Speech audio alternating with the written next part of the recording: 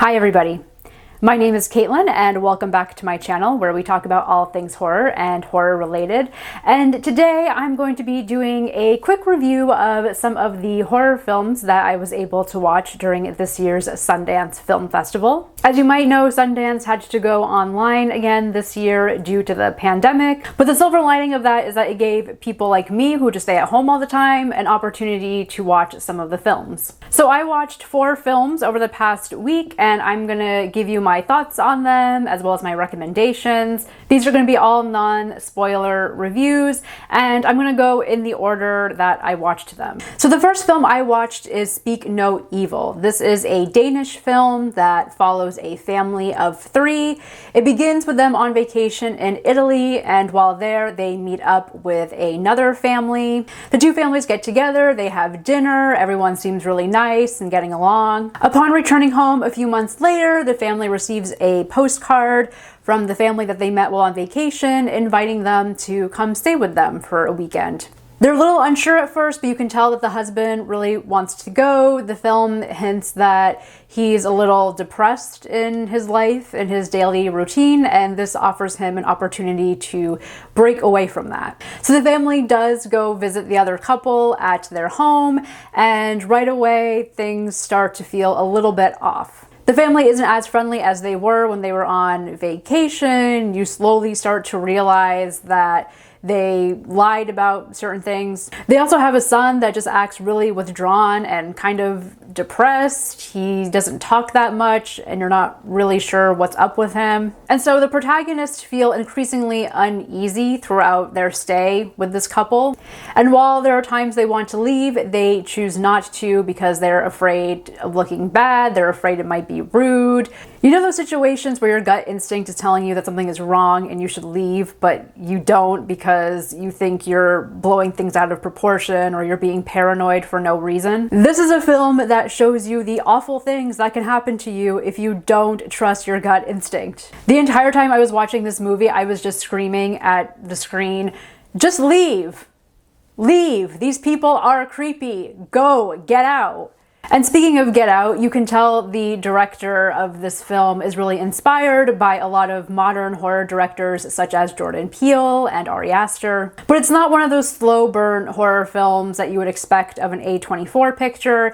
It's only, I think, 98 minutes and it moves pretty quickly. One of the things I loved most about this film is the cinematography. This film is beautifully shot. There are so many beautiful compositions and framing throughout. There are shots where a character is looking out the window and their face is reflected in the glass and their image is all distorted. And the image shows the inner turmoil that the character is having without needing to explain it to you. And I just love that kind of visual storytelling. And it's that kind of storytelling that I feel like we're missing in a lot of modern day horror films that just like to be very exposition heavy. But this film is not. You can tell the director really took the time to think about his shots, compose them, and think about the intention behind them. So I highly recommend Speak No Evil. I felt so uncomfortable the entire time I was watching it. This film is a masterclass in how to build tension and how to keep tension going for 90 minutes. For those of you that are interested in being horror filmmakers and want to study how to create tension using shots, editing, pacing, this is the film for you. As someone who can be a bit of a pushover and say yes to things that my instincts tell me not to, I really resonated with the message of this film, and I honestly haven't been able to stop thinking about it since I watched it last week. So definitely check out Speak No Evil. It was by far the best film out of the 4 that I watched. So the next film I watched is Master, which follows 3 women who work and go to school at a prestigious university in Salem, Massachusetts. And throughout the course of the film, they have to deal with the literal and figurative ghosts of this university, as well as navigating the institutional inequalities and racism of academia. When I was looking at the description of this film, I saw witches and Salem and immediately was like, yes, sold. And then I found out that the director of the film is Miriam Diallo, who wrote and directed the incredible short film Hairwolf.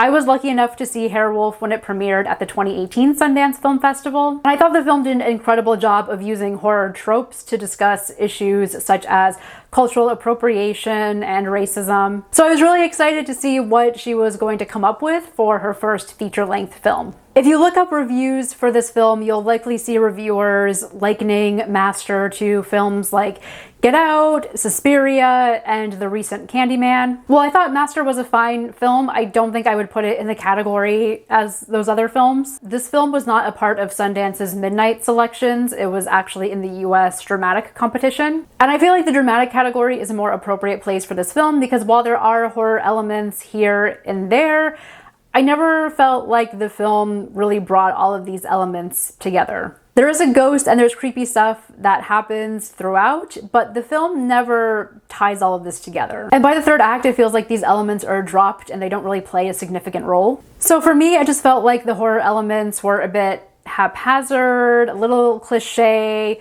The imagery and the scares feel very familiar. We've seen them before in other college horror films. I understand that one of the themes of the film is how issues of institutional racism, inequalities permeate academia, and they have for years, and they're not going away, even though people like to think that these aren't problems anymore. And I just wish the horror elements had helped push that message a little bit more. That being said, the dramatic elements of the narrative I thought worked really well, and I actually found the ending pretty powerful. Again, I just wish the filmmaker had brought the horror elements back into it. So if you're looking for a straight up horror film in the vein of something like Suspiria, I wouldn't recommend Master, as I don't think there are enough horror elements here to give you what you're looking for. However, if you approach this film with the mindset of it being a drama film, a dramatic film, then you'll probably find something in here to really like about it. The third film I watched is Hatching.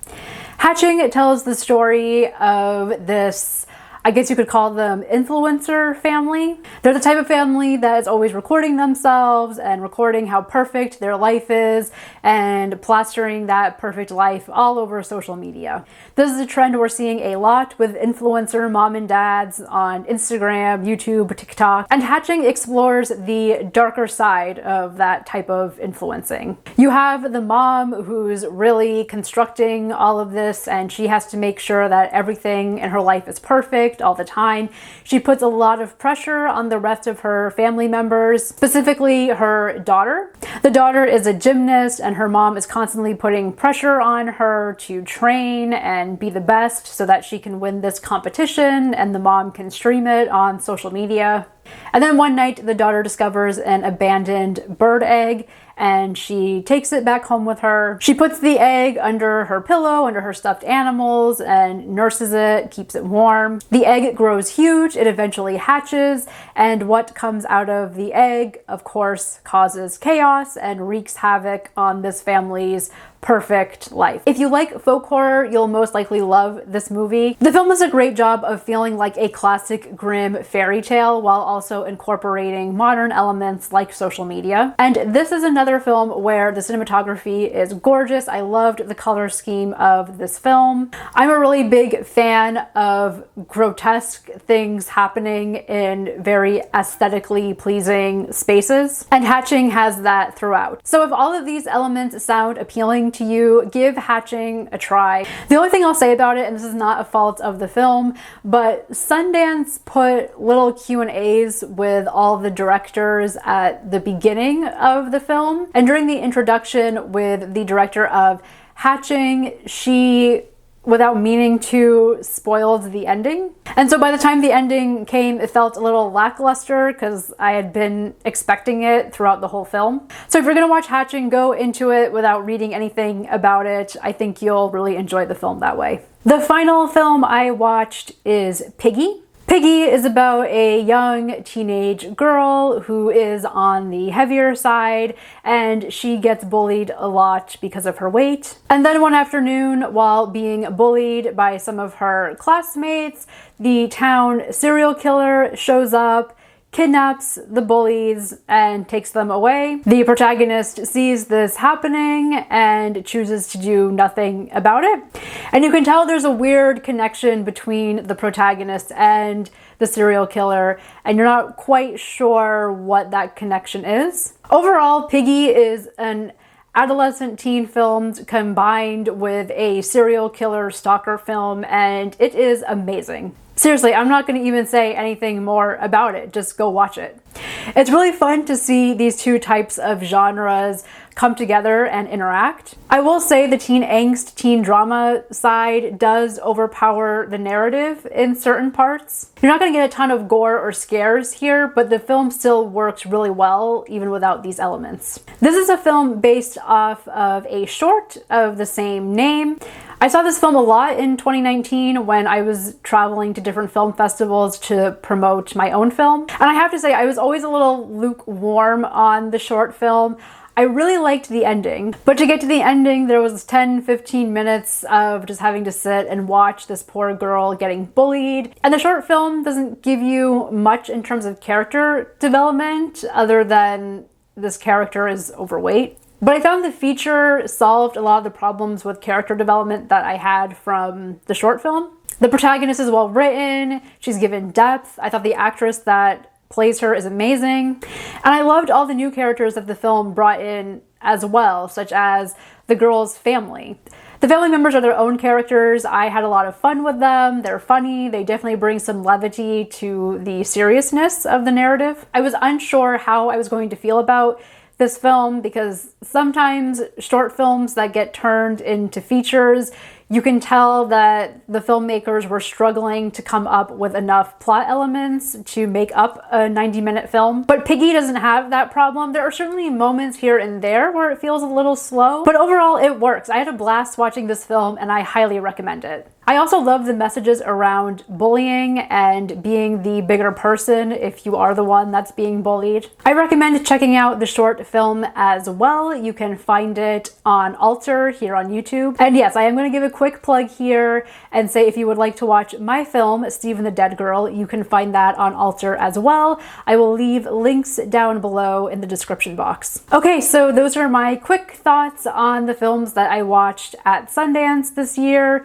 Did you watch any Sundance films? If so, what were they and what did you think of them? Let me know in the comments below and I will see you next time. Thank you so much for watching. Bye!